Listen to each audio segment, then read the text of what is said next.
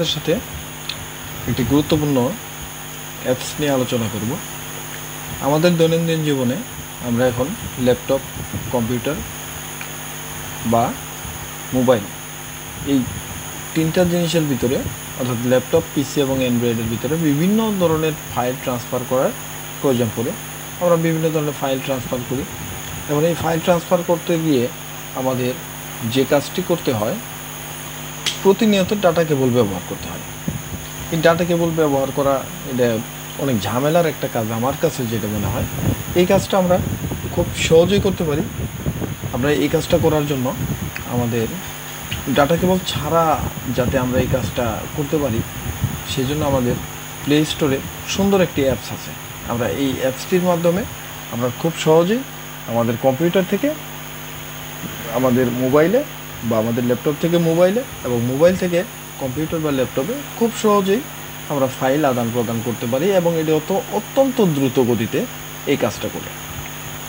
এই কাজটা করার জন্য বন্ধুরা, আমাকে প্রথমে যে কাজটি করতে হবে, আমাকে আমার মোবাইলের প্লে স্টোরে গিয়ে এখানে সার্চ করতে হবে ওয়াইফাই অ্যাপটিভি সার্ভার। আমি চলে গেলাম, দেখেন আপনারা দেখতে পাচ্ছেন, আমি সার্চ বক্সে গিয়ে লিখলাম ওয়াইফাই অ্যাপটিভি সার্ভার। ওয়াইফাই অ্যাপটিভি সার্ভার লিখলেই যে বন্ধুরা দেখতে পারতেছেন আমার এখানে চলে আসছে। আমি এটাকে, যেহেতু আমার এখানে ইনস্টল আগেই করা আছে, সো আমি আর নতুন করে ইনস্টল করতেছি না। আপনারা ইনস্টল করে নেবেন। ইনস্টল করে নেওয়ার পরে আপনাদেরকে যে কাজটি করতে হবে, এটাকে আপনি ওপেন করে নেবেন। যেমন আমি ওপেন করে নিলাম। ওপেন করে নেওয়ার পরে এই অবস্থায় চলে আসবে। অবস্থায় চলে আসার পরে আপনি কি করবেন, স্টার্ট বাটনটা ক্লিক করবেন। স্টার্ট বাটনটা ক্লিক করলেন। ক্লিক করার পরে এখন আপনি চলে যাবেন আপনার ডেস্কটপ বা ল্যাপটপ পিসিতে। আমি আমার ডেস্কটপ পিসিতে চলে আসলাম। চলে আসার পরে আমি আমার এই পিসির যে ডিস পিসিতে চলে আসব। আমি ডিস পিসিতে চলে আসলাম। চলে আসার পরে এই যে খালি অংশটুকু আছে, এখানে আমি রাইট বাটন ক্লিক করব। রাইট বাটন ক্লিক করার পরে অ্যাড নেটওয়ার্ক লোকেশন নামে যে অপশনটা আছে, আমি এখানে ক্লিক করব। ক্লিক করার পরে দেখতেছেন welcome to the add network location wizard. এখান থেকে আমি নেক্সট বাটনে ক্লিক করব। নেক্সট বাটনে ক্লিক করার পরে আমার এখানে আসবে চুজ কাস্টম নেটওয়ার্ক লোকেশন। আমি এখানে মার্ক করে নেক্সট বাটনে ক্লিক করব।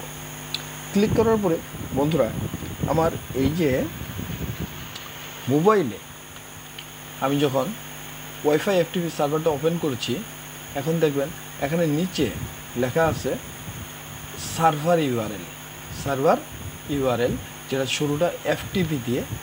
এই যে এখানে যা আছে আমি এই লেখাটা এখানে লিখব, অর্থাৎ ইউআরএলটা, আমার ইউআরএলটা হলো FTP/192.168.0.100, এরপরে আছে আমার 222.1 দেওয়ার পরে আমি নেক্সট বাটনে ক্লিক করব। এরপরে যা আছে তাই থাক, আবার নেক্সট দেওয়ার পরে আমার এই সার্ভার লোকেশনের একটা নাম দিতে পারবে। আমি নাম যে আছে তাই দিয়ে দেবো। এরপর দিলাম নেক্সট, ফিনিশ।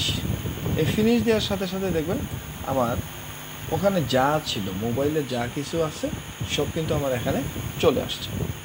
এখন আমি চাইলেই খুব সহজেই এটাকে মিনিমাইজ করে এবং এখানে মিনিমাইজ করে আমি কিন্তু খুব সহজেই যে কোনো ফাইল ট্রান্সফার করতে পারি।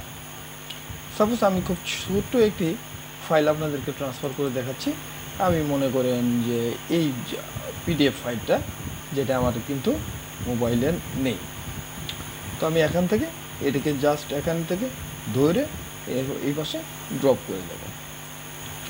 ড্রপ করে দেওয়ার পরে কিন্তু আমার এটা এখানে চলে আসছে। বন্ধুরা দেখেন, আমি চলে যাচ্ছি আমার মোবাইলের যে ফাইল ম্যানেজার আছে, মাই ফাইলসে চলে গেলাম। চলে যাওয়ার পরে ইন্টারনাল স্টোরেজে ঢুকলাম। এখন খুব সুন্দর মতো কিন্তু আমার ওই যে ডক 2023-03-14 এই ফাইলটা কিন্তু চলে আসছে। এই যে আপনারা দেখতে পারতেছেন। আমরা এই কাজটা অতি দ্রুতই করতে পারি। আবার মনে করেন আমি আমার মোবাইল থেকে কোনো একটা জিনিস আমার এখানে নেব, সাপোজ এই যে ছোটনি এমজে যেটা আছে, এটাকে আমি মোবাইল থেকে, এটা বুঝবেন কেমন, এই যে দেখেন আমার এখানে কিন্তু শো করতেছে এটা আমার কোন মোবাইল, মানে কোন স্টোরেজটা, এটা 192.168, তার মানে এটা আমার মোবাইলের স্টোরেজ, আর এটা হলো আমার কম্পিউটারের ডিসপিসি স্টোরেজ। তো আমি এখান থেকে এটাকে ধরে ছোটো নিয়ে এটাকে ধরে জাস্ট এখানে আমি ড্রপ করে দিলাম। দেখেন কত সুন্দর মতো আমার এখানে চলে আসলো।